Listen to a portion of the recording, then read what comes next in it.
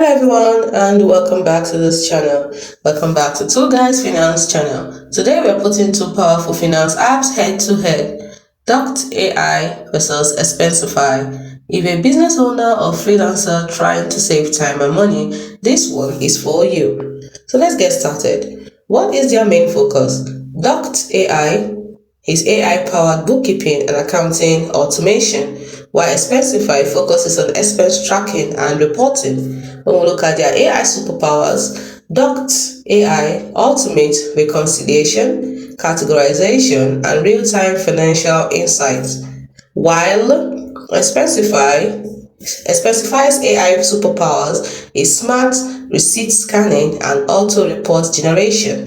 When we look at who or what they are best for, Docyt AI is best for small and mid-sized businesses that need accounting automation, while Expensify is best for freelancers, employees, and teams submitting expenses.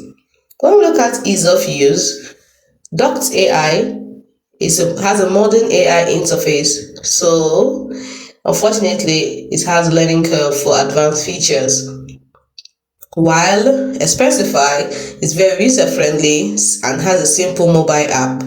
Lastly, let's look at their pricing. Docyt, that is Docyt, Docyt AI is higher. The pricing is higher, but offers end-to-end accounting automation, while Expensify is more affordable for individuals and small teams. So here's a breakdown. Docyt AI is like having a smart accountant in your pocket. Perfect if you want AI to handle bookkeeping and give real-life insights.